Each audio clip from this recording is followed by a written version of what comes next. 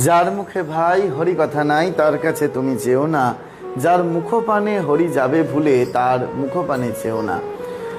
আমাদের এটা খুব করে মনে রাখতে হবে যদি আমরা ভক্তিপথে এগোতে চাই বা যে কোনো জীবনে সফলতার শিখরে পৌঁছাতে চাই, তাহলে আমাকে নেগেটিভ মাইন্ডেড যারা রয়েছে, নেগেটিভ ভাইবসের মধ্যে যারা রয়েছে, তাদের কাছে আমরা যেন না যাই। এটাই এর অর্থ। এর অর্থ এরকম নয় যে অভক্ত তার কাছে আমি যাব না, আমি বিরাট ভক্ত হয়ে গেছি, এমনটা নয়।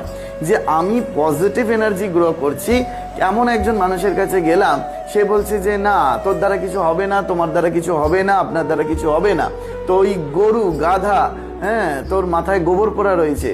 কিন্তু এই কথাগুলি যারা বলবে বা বলছে, আমরা তাদের সংস্পর্শে যাব না। তার পরিবর্তে আমরা মনে রাখবো, স্বামী বিবেকানন্দ বলছেন, গরু মিথ্যা কথা বলে না, দেওয়াল চুরি করে না। গরু গরুই থেকে যায় সারা জীবন, দেওয়াল দেওয়ালই থেকে যায়। মানুষ মিথ্যা কথা বলে, মানুষ চুরি করিয়া থাকে। মানুষ চাইলে মানুষ দেবতা হয়ে উঠতে পারে। সেই জন্য যার মুখে ভাই হরি কথা নাই তার কাছে তুমি যেও না, যার মুখপানে হরি যাবে বলে তার মুখপানে চেও না।